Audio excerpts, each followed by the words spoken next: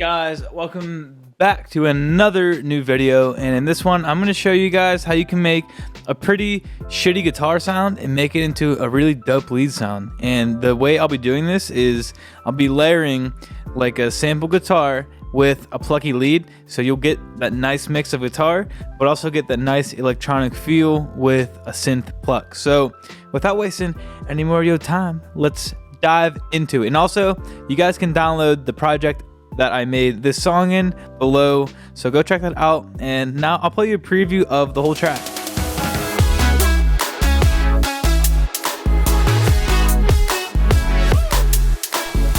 So like I said before, the purpose of this lead is to give you the fact that there is a guitar there, like it sounds like a guitar, and it's layered, and you can tell it's layered with like a synthy pluck. And I do completely understand. It'd be better if it were a real guitar, and it's better, and you have some limitations as you can't do all the little nuances of a real guitar. I get that, completely get that. But at this point in time, I can't play guitar, and I don't really know anybody offhand that could do it in a pinch. So, and I think this sounds pretty dope, and it sounds pretty unique. So the main part of the guitar, for if you guys have FL, I use this Strat mute setting inside of FL Studio. It's in the direct wave player. If you guys go to your browser over here, you can go to the packs, instruments, guitar, and then there's a few different settings. Now, it does sound pretty horrible on its own, which, what would you expect? Sounds pretty lame, but the effects really make it huge. And honestly, it's the effects of this and the bus. So I'll run over how to do this. So I'll turn off the effects in the lead bus as well, because those honestly play a huge role. So here's what it sounds like completely dry. Nothing. So first off, let's add a little preamp. Just honestly, some distortion will do. Then I added some EQ, just cutting out those lows because I wanted the mids and those highs to really stick out. After that, I have two width dimension expander plugins. I have dimension expander itself, and then also I have Fruity stereo enhancer. So the preset setting into the 4 strings, killer setting. Check that out. That'll make your sound super duper wide and super dope. So now super wide on both speakers, and honestly, just a little bit more EQ. Just getting rid of that little 2K area and getting those highs out of there. So I'll go over that bus processing right after I show you how I made the pluck. So this pluck itself sounds like this.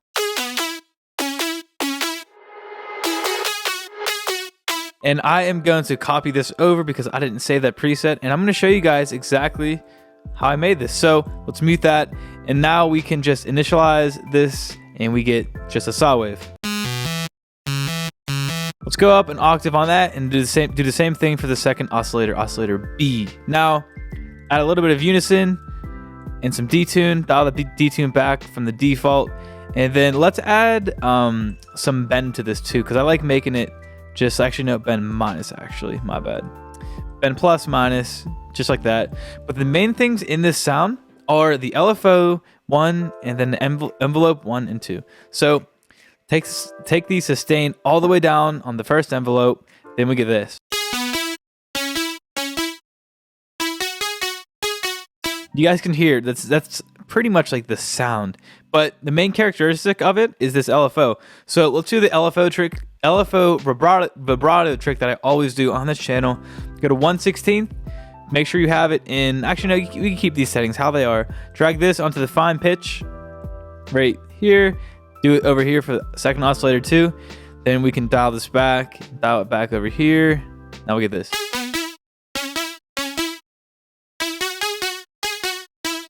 So without that LFO trick,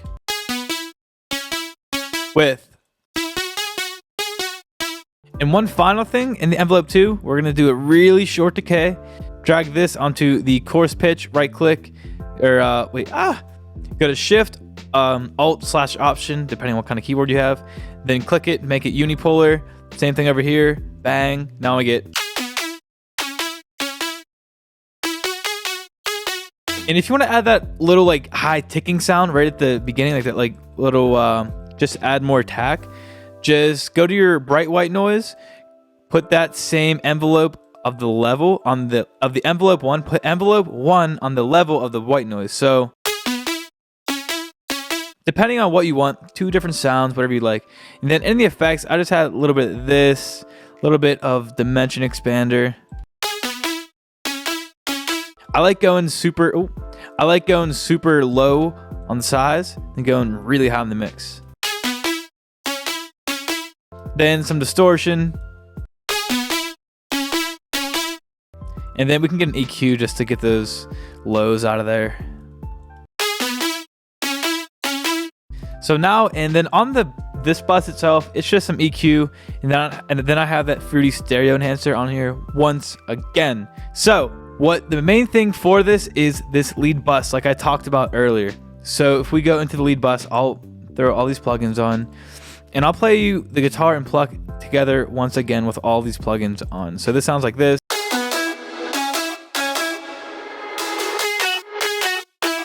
Really just like a harsh sound if you don't do the plugins. So what you want to do is, I'll take all these off and I'll show you one by one how I did it. So, and why I did it. First I have some reverb, just a little bit to put it inside of a room. 1.6, kind of long for that little bit. It could have been a little shorter, but just a 20%. And then I also have Edison doing nothing, so we could take that out. Then I have this reverb automating, which I did in a previous video, so go check that out. Just filling up those empty gaps.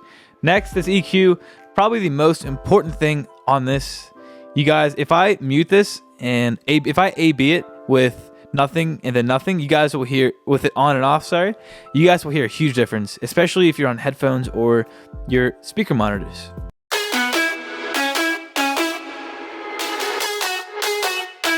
Like you guys can hear, it's so harsh over here, so harsh. Ooh, I hate that. But what I did was in Pro Q3, if you highlight on the graph, it'll show you high points, and you drag it down just like that.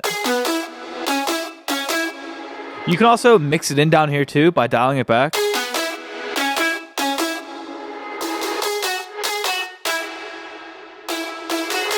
So do whatever you feel is good for those EQs, just getting those resonances out of there.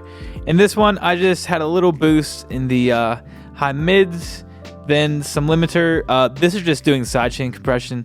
Then after that, some glue compression. Honestly, not doing too much, so don't worry about that. And then I just have some filtering and delay too. And honestly, that is it for the whole lead. And the whole idea of this is, as I said before, you want to get the idea that there is a guitar there. You can hear the guitar, but layer it with a synth like that. And when I made this track, you guys can hear I used this Osrin remix of So Far Away by David Guetta. The remix is so dope right here. So you guys can hear. Obviously, he used a real guitar and kind of a whole different vibe for the pluck, but I wanted to make something a little unique. But seriously, just try any guitar sample, any guitar, anything would work. Layer it with something to kind of mask that it kind of sounds pretty bad, but if you layer some synths on top of it, you can get some really cool stuff. And if you guys enjoyed this video, please let me know down below. If you want to see anything else, let me know. And I hope you guys have an amazing day, and I'll see you guys in the next video. Thank you so much for watching.